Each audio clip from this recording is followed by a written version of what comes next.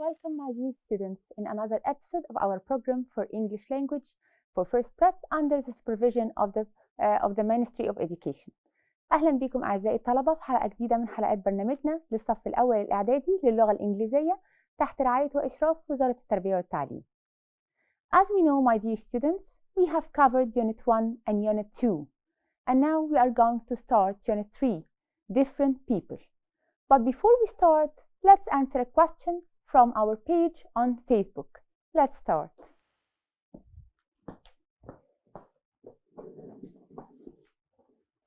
Okay, our question today is from a girl. Her name is Fatima Hani, and she's asking about the difference between apostrophe and comma. Okay, as you know, Fatima, both the apostrophe and comma are punctuation marks, okay? And we use punctuation marks to separate sentences, and punctuation give us a better understanding for the text we have read, okay? Or we have read. طيب, يبقى the difference between apostrophe and comma, الapostrophe, I can use the apostrophe in two ways. In the possession, يعني when I want to say that something belongs to someone, يعني for example when I say Ahmed's pen, Sarah's dress, Mona's room, I can use the apostrophe and put the possessive s.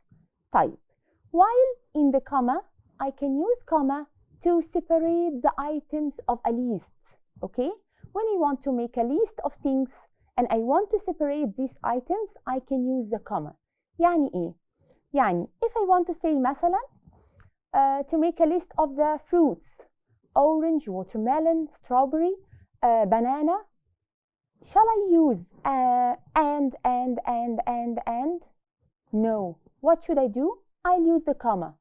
El comma to separate between each item and the next. يعني I'll say orange, comma, strawberry, comma, banana, comma, and at the end I can use and watermelon. تمام؟ يبقى الفرق بين الابوستروف والكوما ان الابوستروف بستخدمها في الملكية او في الابريفيشن، في الاختصار. يعني ايه؟ يعني لو انا قلت instead of saying he is, I can say he apostrophe s.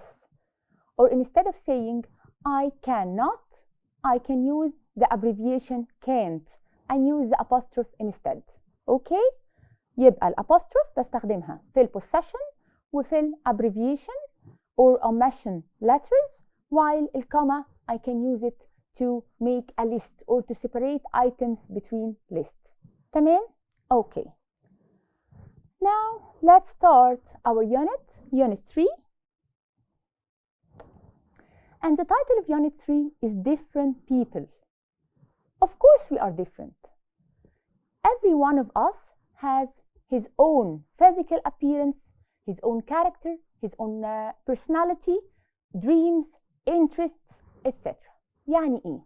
يعني طبعا كلنا مختلفين. كل واحد فينا له الفيزيكال appearance الخاص بيه، شكله او مظهره الخارجي، الكاركتر او البرسوناليتي شخصيته، الدريمز، الهوبس، الانترستس، اهتماماته، هواياته، اماله، احلامه. So each one of us is different from the other. Okay? طيب. Let's have a look about the objectives of our unit. Okay? Let's read what we are going to learn in this unit 3. First, we have the reading. A description of a sports star. What's the meaning of star?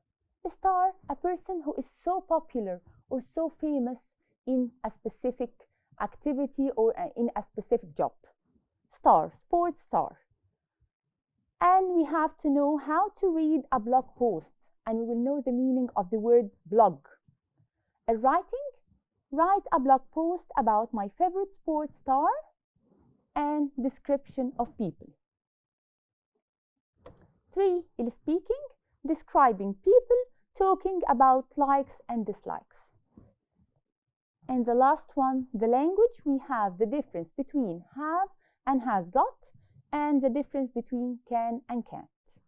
طيب, as we said, to describe people we have to talk about different aspects. هنتكلم على حاجات مختلفة. يعني إيه؟ For example, if I want to ask about the physical appearance of someone, يعني إيه physical appearance؟ المظهر الخارجي بتاعه. Okay? I can ask by the question how she or he looks like. كيف يبدو؟ شكله عامل إيه؟ شكله إزاي؟ تمام؟ Okay. And I can use a lot of adjectives to describe the physical appearance. زي he is tall and slim, he is short and fat, he has got long hair, dark hair, etc. ده physical appearance أو المظهر الخارجي. طيب. To ask about the personality. احنا قلنا what is the meaning of the word personality? Personality يعني الشخصية. All the qualities, traits, characteristics that form my character or that show how can I behave or to show or form my attitude. يعني كل الصفات اللي بتأثر على سلوكي وبتكون شخصيتي وتصرفاتي. personality شخصيتي.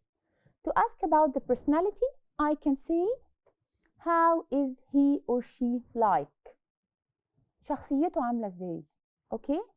And I can use again a lot of adjectives to describe the personality of someone, like he's angry, he's polite, shy, outgoing, easygoing, quick-tempered, etc.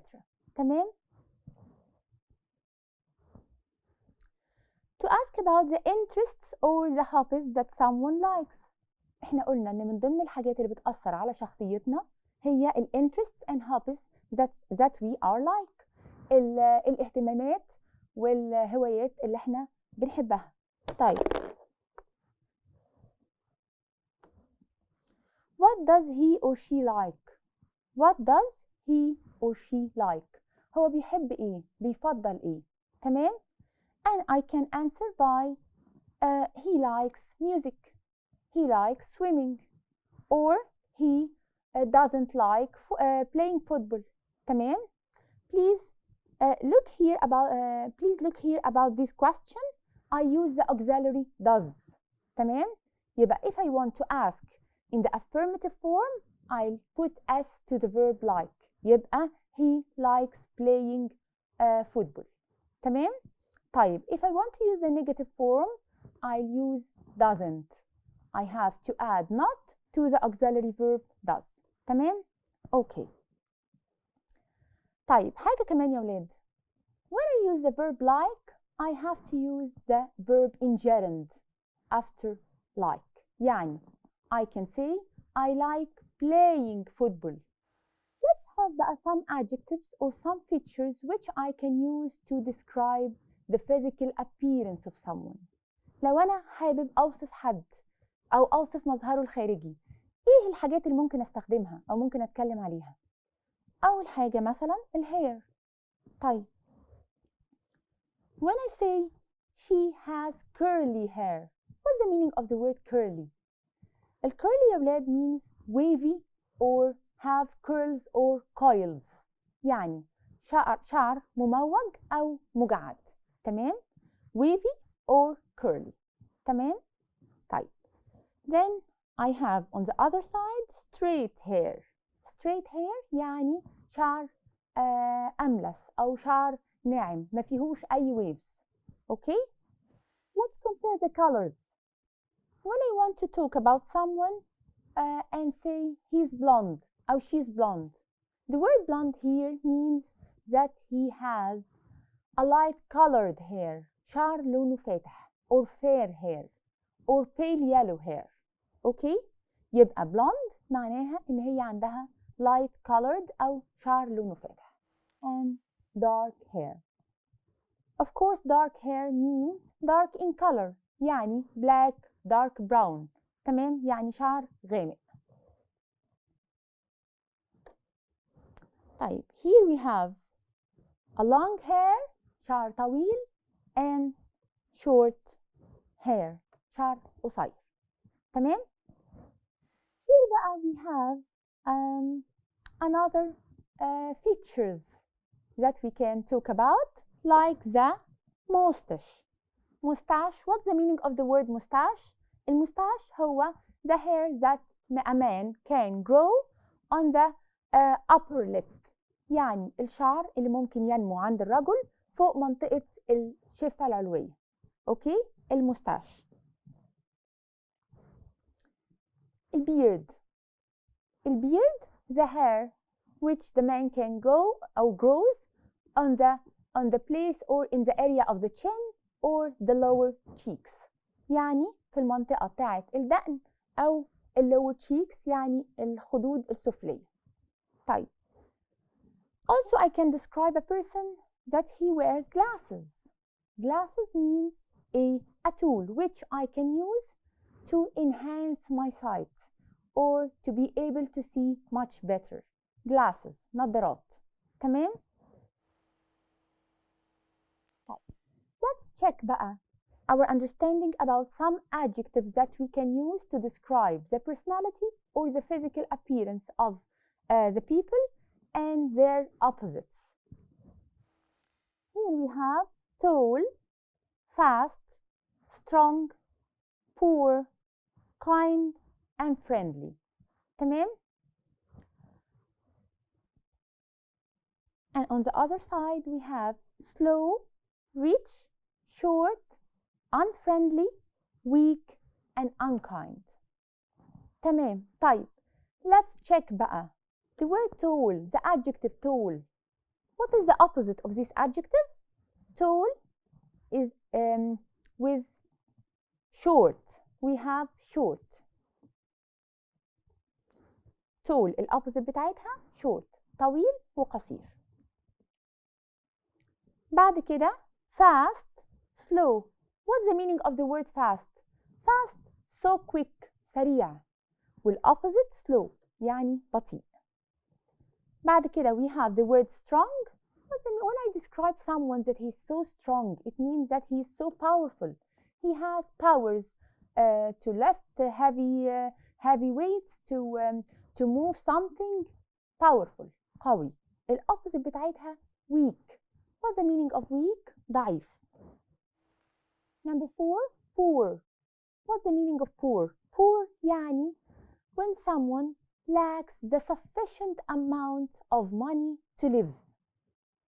شخص ما عندوش أدنى level أو أقل level من مستوى الفلوس اللي تقدر تعيشه. شخص فقير. تمام؟ طيب. الopposite of poor absolutely rich. Excellent. تمام؟ poor, rich. طيب. Number 5, kind. What's the meaning of the word kind? When I say my grandma is so kind, it means what?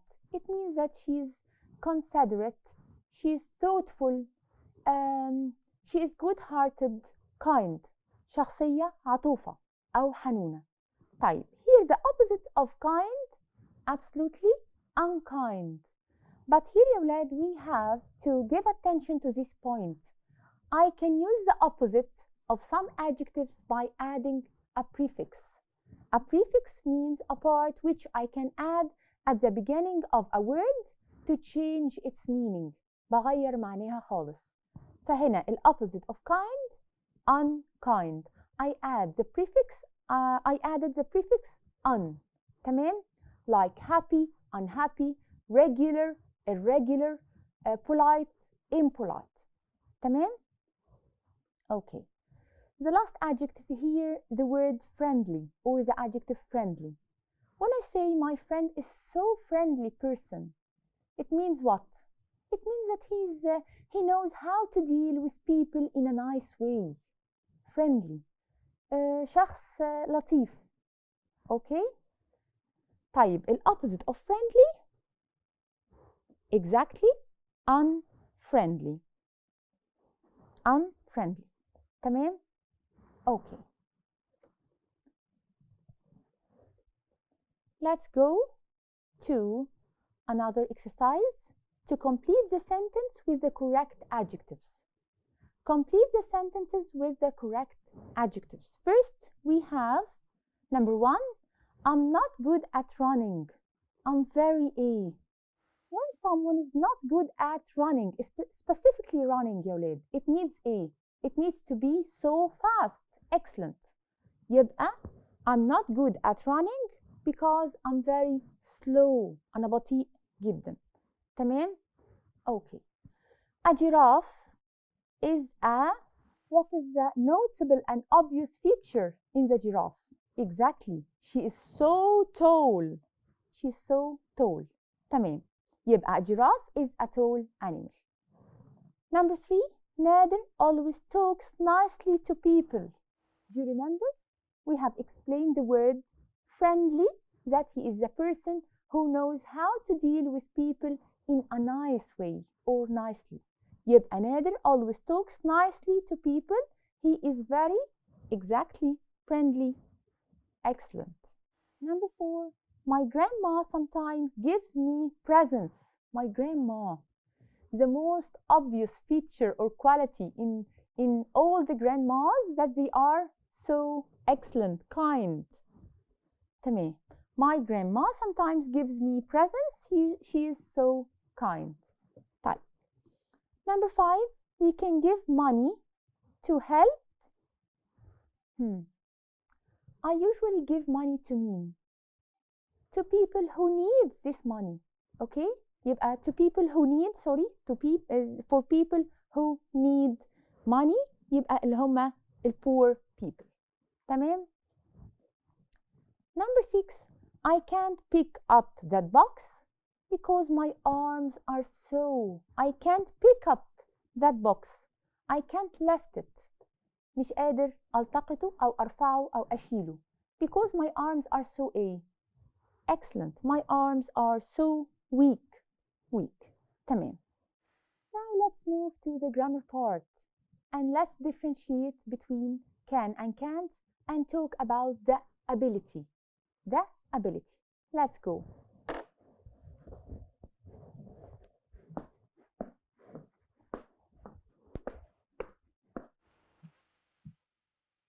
Okay. Now we are going to explain the ability. What's the meaning of the word ability يا ولاد؟ Ability يعني الاستطاعة. When I'm able to do something. طيب, to express ability, we have a lot of ways to express the ability, but today we are going to talk about 2 of them. First, we have the word can. Can is a modal verb. تمام? If I want to express that I'm able to do كذا, I can say can. خلاص؟ طيب. وafter can I have to use the infinitive. لازم أستخدم الانفينيتيف. أوكي؟ يعني إيه الانفينيتيف؟ يعني البيز فورم. يعني إيه البيز فورم يا ولاد؟ يعني الverb without adding anything. يعني I can say I can swim. Here I'm expressing my ability that I can swim. تمام؟ إن أنا أقدر أعوم. طيب. If I want to negate or to say that I'm not able to do كذا or I'm not able to do this thing, I'll use the word can't. تمام؟ يعني إيه؟ يعني when I say I can swim but I can't climb the mountains. يعني أنا بقدر أعوم بس للأسف ما بقدرش أتسلق الجبال. أوكي؟ يعني I can't climb mountains.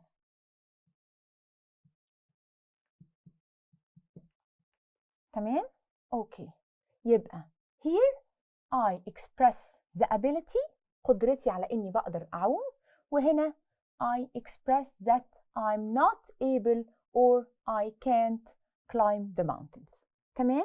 أوكي. إحنا قلنا إن after can or can't I have to use the infinitive or the base form. طيب. If I want بقى if I want to say or to ask a question about the ability, all what should I do is to start with the modal verb can. يعني إيه؟ I'll say can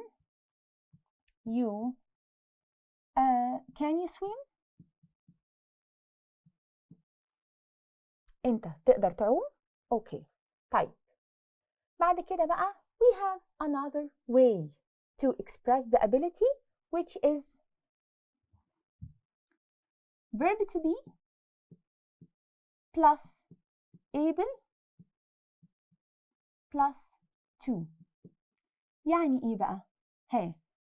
يعني أنا قادر على، وبرضو after to I have to use the infinitive or the base form of the verb. يعني for example when I say I am able to play basketball.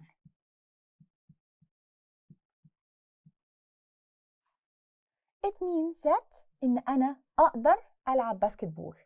But I am not able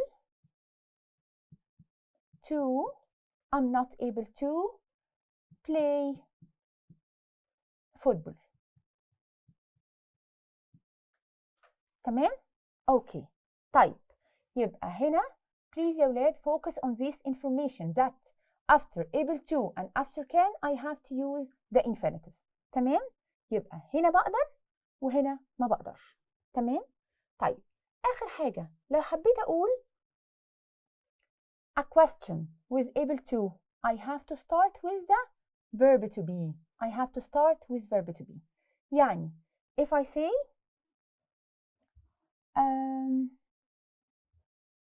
let's say مثلا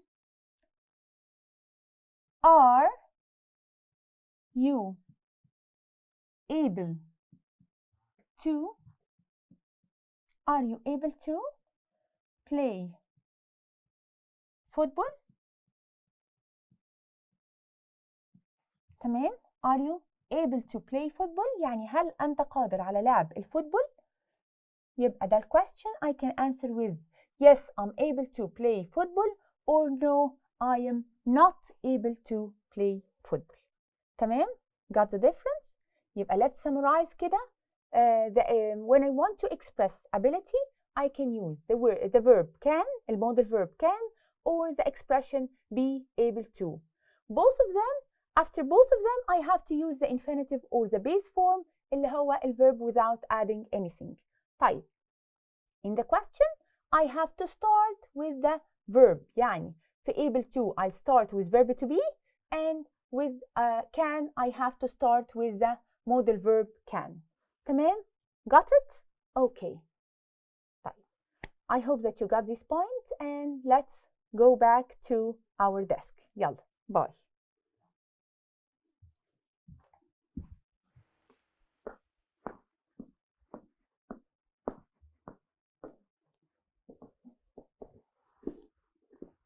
Okay, now let's check our understanding about the grammar part, and let's start by answering some questions.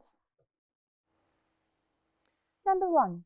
We can hold our breath underwater for more than 5 minutes.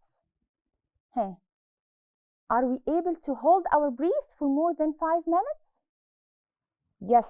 طيب after can should I use the verb in the infinitive or in the gerund, in the base form or in the gerund? Absolutely. تمام. In the base form. يبقى it will be hold. Excellent. Number 2. Birds can or can't fly because they have wings. Birds for sure can fly. Excellent. Number 3. Ahmed is able of or to run fast for 3 hours.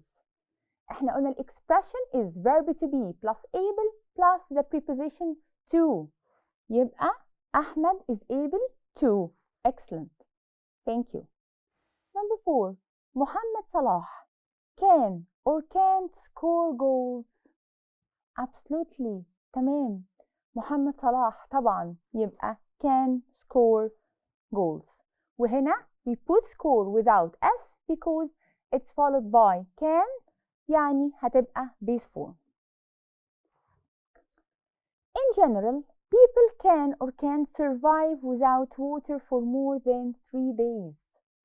يبقى طبعا they can't survive without water for more than 3 days. Water is so essential to our life يا ولاد. يبقى we can't. تمام. The last one. I am or I apostrophe S able to answer all these questions. Here I have the pronoun I. يبقى I have to use which form of the verb to be? Excellent. يبقى I am. تمام.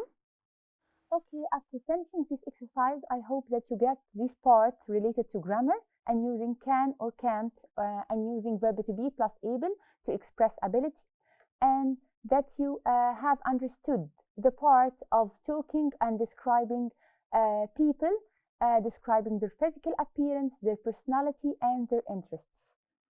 I hope that you enjoyed this session. See you next time, inshallah. Bye.